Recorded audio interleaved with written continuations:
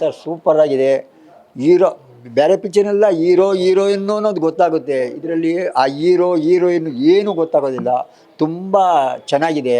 First ಪಾರ್ಟ್ಗಿಂತ second after interval ಆದಮೇಲೆ ತುಂಬ ಚೆನ್ನಾಗಿ ನಮಗೆ ನೋಡಬೇಕು ಅನ್ನೋ ಇಂಟ್ರೆಸ್ಟ್ ತುಂಬ ಚೆನ್ನಾಗಿ ಬರ್ತಾಯಿದೆ ಸರ್. ಎಂಡಿಂಗು ಅಷ್ಟೇ ಅಲ್ಲ, ತುಂಬ ಚೆನ್ನಾಗಿದೆ ಸರ್. ಚೆನ್ನಾಗಿದೆ ಸರ್. ಇನ್ನೂ ಫಸ್ಟ್ ಕ್ಲಾಸಾಗಿ ಮಾಡಿದ್ದಾರೆ ಸರ್. ಆದರೆ ಆ ಲಾಯರು ಇದೆಲ್ಲ ಒಂಥರ ಎಲ್ಲ ವ್ಯತ್ಯಾಸವಾಗಿ ಬಂದಿದೆ ಸರ್. ತುಂಬ ಚೆನ್ನಾಗಿದೆ ನಮಗೆ ನೋಡೋದಕ್ಕೆ.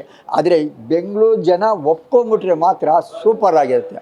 ಹಳ್ಳಿಯವರಂತೂ ಗ್ಯಾರಂಟಿ ಒಪ್ತಾರೆ ಇದ್ರ ಮಾತ್ರ. ನನಗೆ ಅಷ್ಟು ಸಂತೋಷ ಬಂದಿದೆ ಸರ್. ತುಂಬ ಚೆನ್ನಾಗಿದೆ ಸರ್. ಚಿತ್ರ ತುಂಬ ಚೆನ್ನಾಗಿದೆ. ಇದು ರವಿಕೆ ಪ್ರಸಂಗ ಅನ್ನೋದಕ್ಕಿಂತ ಜೀವನದ ಪ್ರಸಂಗ ಅಂತ ಹೇಳ್ಬೋದು. ಹೇಗೆ ಒಂದೊಂದು ಆ ಹಿಂದ್ಗಡೆ ಹುಕ್ಕುಗಳು ಹೋದ್ರೂ ಅವ್ರಿಗೆ ಹೆಂಗೆ ಮುಜುಗರ ಆಗುತ್ತೆ, ಆ ಥರ ನಮ್ಮ ಜೀವನದಲ್ಲಿ ನನ್ನ ಹೆಂಡ್ತಿನೋ ತಮ್ಮನೋ ಅಣ್ಣನೋ ತಂಗಿನೋ ನಮ್ಮ ಬಂಧುನೋ ಬಾಂಧವರೋ ಸ್ನೇಹಿತರೋ ಅವ್ರನ್ನ ನಾವು ಕಳ್ಕೊಂಡ್ರೆ ಯಾವ ಥರ ತೊಂದರೆ ಆಗುತ್ತೆ ಅನ್ನೋ ಒಂದನ್ನು ದೃಷ್ಟಿ ಇಟ್ಕೊಂಡು ಈ ಚಿತ್ರ ಮಾಡಿದ್ದಾರೆ. ಇದು ಸಾಮಾಜಿಕವಾಗಿ ಅದನ್ನು ಸಾಮಾಜಿಕವಾಗಿ ನಾವು ಲೌಕಿಕವಾಗಿ ತಗೋಬೇಕು. ರವಿಕೆ ಪ್ರಸಂಗ ಅನ್ನೋದಕ್ಕಿಂತ ನಮ್ಮ ಜೀವನದಲ್ಲಿ ಅಳವಡಿಸ್ಕೊಂಡಿರುವಂಥ ವಿಷಯಗಳು ನಾವು ಹೆಚ್ಚು ಕಮ್ಮಿ ದೂರ ಆಗುತ್ತೆ ಅನ್ನೋ ಒಂದು ಪ್ರಸಂಗ, ಒಂದು ಯೋಚನೆ ಇಟ್ಕೊಂಡು ಮಾಡಿರ್ಬೋದು ಅಂತ ನನ್ನ ಅಭಿಪ್ರಾಯ. ಇದು ಸಮಾಜಕ್ಕೆ ಒಂದು ಒಳ್ಳೆ ಕಾಸ್ ಅಂದರೆ ಒಂದು ಒಳ್ಳೆ ವಿಷಯ ಕೊಡ್ತಾ ಇದ್ದಾರೆ. ಚೆನ್ನಾಗಿ ತುಂಬ ಚೆನ್ನಾಗಿದೆ picture.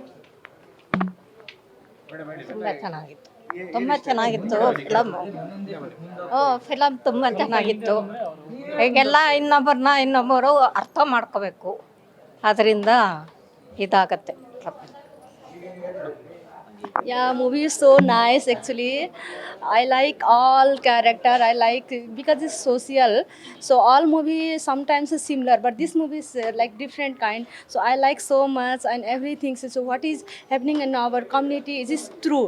So everything is very good. Everything I like so much. Thank you so much. Movie ತುಂಬ ಚೆನ್ನಾಗಿದೆ. ನಾನು ತುಂಬ ಮೂವೀಸ್ ನೋಡಿದ್ದೀನಿ, but I have never seen such movie. ಯಾರು ಈ ಸಬ್ಜೆಕ್ಟ್ ಇದುವರೆಗೂ ಟಚ್ ಮಾಡಿಲ್ಲ. ಈ ಥರನೂ ಒಂದು ಸಿನಿಮಾ ಬರುತ್ತೆ ಅನ್ನೋದು ತುಂಬ ಖುಷಿ ಆಯಿತು.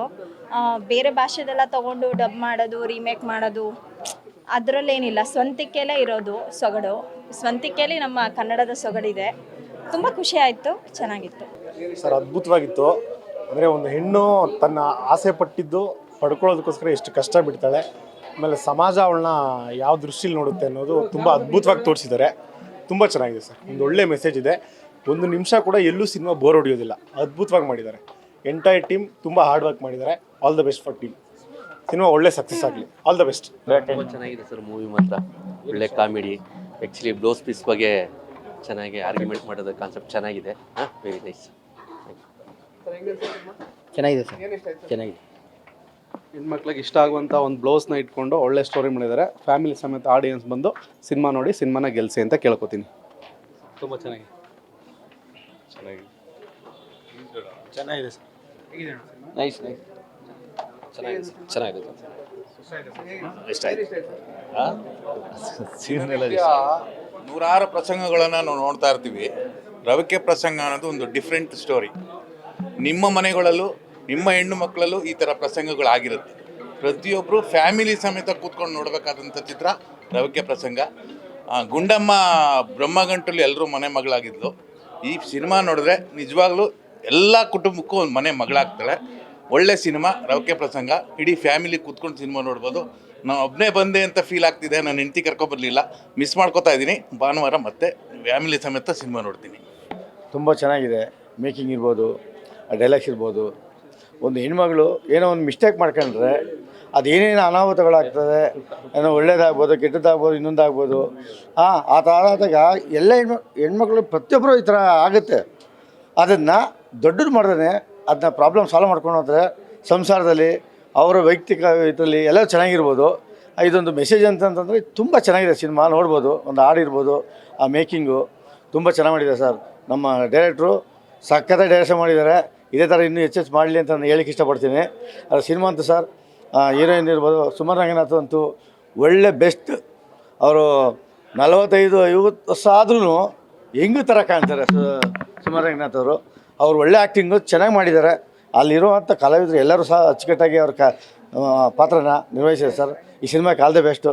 ಎಲ್ಲ ಇಡೀ ಕುಟುಂಬ ಸಮೇತ ಎಲ್ಲರೂ ಕೂತ್ಕೊಂಡು ನೋಡುವಂಥ ಸಿನಿಮಾ. ಜೊತೆಗೆ ಈಗ ನಾವು ಒಬ್ಬರೇ ಬಂದಿದ್ವಿ, ಇನ್ನು ನಾಳೆ ಎಲ್ಲ ಫ್ಯಾಮಿಲಿಗೆ ಹೇಳ್ತೀವಿ ಮತ್ತು ಫ್ರೆಂಡ್ಸ್ಗೆ ಹೇಳ್ತೀವಿ, ಎಲ್ಲ ಕೂತ್ಕೊಂಡು ನೋಡ್ಬೋದು ಸರ್. ಚಿಕ್ಕೂರಿಂದ ದೊಡ್ಡವ್ರಿಗೂ ಒಂದು ಮೆಸೇಜ್ ಇದೆ. ಈ ಸಿನಿಮಾ ತುಂಬ ಚೆನ್ನಾಗಿದೆ. ರವಿಕೆ ಪ್ರಸಂಗ ಆಲ್ ದಿ ಬೆಸ್ಟ್ ಸರ್ ಸಿನಿಮಾಕ್ಕೆ. ನಾನು ಕೂಡ ಒಬ್ಬ ಕಲಾವಿದ. ರವಿಕೆ ಪ್ರಸಂಗ ಇವತ್ತು ನಾನು ನೋಡಿದೆ. ಅದರಲ್ಲಿ ನಾನು ಸುಮಾರಷ್ಟು ಜನ ನನ್ನ ಸಹ ಕಲಾವಿದರು ಕೂಡ ಆ್ಯಕ್ಟ್ ಮಾಡಿದ್ದಾರೆ. ನನಗೆ ಮುಖ್ಯವಾಗಿ ಅನಿಸಿದ್ದೇನೆಂದರೆ, ಇದು ಇವತ್ತು ಕಾಮಿಡಿ ಅಂದರೆ ತುಂಬ ಕೀಳು ಮಟ್ಟದಲ್ಲಿ ನಡೀತಾ ಇದೆ. ಆದರೆ ಇದೇನಾಗಿದೆ, ಇಡೀ ಕುಟುಂಬ ಎಲ್ಲರೂ ಅಣ್ಣ ತಂಗಿ ಅಕ್ಕ ತಮ್ಮ ಎಲ್ಲರೂ ಕೂತ್ಕೊಂಡು ನೋಡೋವಂಥ ಕಾಮಿಡಿ ಇದೆ ಈ ಸೀನ್ದಲ್ಲಿ. ಅದಕ್ಕಿಂತ ಬಹಳ ಮುಖ್ಯವಾಗಿ ನನಗನ್ಸಿದ್ದೇನೆಂದರೆ, ಇವತ್ತು ಸೋಷಿಯಲ್ ಮೀಡ್ಯಾದಲ್ಲಿ ಅರ್ಧಂಬರ್ಧ ಮೆಸೇಜ್ ಇಟ್ಕೊಂಡು ತುಂಬ ಕೆಟ್ಟದಾಗಿ ಪ್ರಚಾರ ಮಾಡ್ತಾರೆ. ಅದನ್ನು ಕ್ಲೈಮ್ಯಾಕ್ಸಲ್ಲಿ ಮಾತ್ರ ಬಹಳ ಅದ್ಭುತವಾಗಿ ಮಾಡಿದ್ದಾರೆ. ಒಳ್ಳೆ ಕ್ಲೈಮ್ಯಾಕ್ಸ್ ಕೊಟ್ಟಿದ್ದಾರೆ. ನಿಜವಾಗ್ಲೂ ಇಂಥ ಚಲನಚಿತ್ರಗಳನ್ನು ಪ್ರೇಕ್ಷಕರು ಥಿಯೇಟ್ರಿಗೆ ಬಂದು ನೋಡಿ ಎಂಟರ್ಟೈನ್ ಮಾಡಬೇಕು ಅಂತ ನಾನು ಹೇಳ್ತಾ ಇದ್ದೀನಿ. ನಮಸ್ಕಾರ, ಥ್ಯಾಂಕ್ ಯು. ಫಸ್ಟ್ ಹಾಫ್ ಸ್ವಲ್ಪ ಬೋರ್ ಅನ್ನಿಸ್ತು. ಸೆಕೆಂಡ್ ಹಾಫಲ್ಲಿ ತುಂಬ ಇಷ್ಟ ಆಯಿತು. ವಾಸ್ತವಕ್ಕೆ ಹತ್ರ ಇದೆ. ಬೆಸ್ಟ್ ಹಾಫ್ ಚೆನ್ನಾಗಿದೆ. ಒಳ್ಳೆ ಕಥೆ, ಒಳ್ಳೆ ನಿರ್ದೇಶನ. ಪರವಾಗಿಲ್ಲ, ಎಲ್ಲ ಚೆನ್ನಾಗಿದೆ. ಇಂಥ ಸಿನಿಮಾಗಳನ್ನ ಬರಬೇಕು. ವಾಸ್ತವ ತುಂಬ ಹತ್ರ ಇದೆ. ಹೆಣ್ಮಕ್ಳಿಗೆ ಈ ಥರ ಸಮಸ್ಯೆ ಈಗ ನಿಜ ಜೀವನದಲ್ಲಿ ಅನುಭವ ಆಗ್ತಾ ಇದೆ. ಚೆನ್ನಾಗಿದೆ. ಸಿನಿಮಾ ತುಂಬ ಚೆನ್ನಾಗಿದೆ. ಯುವ ಕಲಾವಿದನ್ನು ಮತ್ತು ರವಿಕೆ ಪ್ರಸಂಗ ಅಂತ ಕೇಳಿದ ತಕ್ಷಣವೇ ಸಾಕಷ್ಟು ಜನ ಬಹುಶಃ ಇದರಲ್ಲಿ ನೋಡಬಾರ್ದಂಥ ಕೇಳಬಾರ್ದಂಥ ವಿಚಾರಗಳಿರ್ತವೆ ಅಂತಕ್ಕಂಥದ್ದು ಮನಸ್ಸಿಗೆ ಬರುತ್ತೆ. ಆದರೆ ಖಂಡಿತವಾಗಿಯೂ ಆ ಥರದ ವಿಚಾರಗಳು ಏನೂ ಇಲ್ಲ. ಕುಟುಂಬ ಸಮೇತ ಎಲ್ಲರೂ ಕೂಡ ಬಂದು ನೋಡುವಂಥ ಸಿನಿಮಾ ಆಗಿರುತ್ತೆ. ಮತ್ತು ಇದರಲ್ಲಿ ಬರ್ತಕ್ಕಂಥ ಸಾಹಿತ್ಯ, ಯಾವುದೇ ಸಂಭಾಷಣೆ ಇರ್ಬೋದು, ಭಾಳ ಚೆನ್ನಾಗಿದೆ.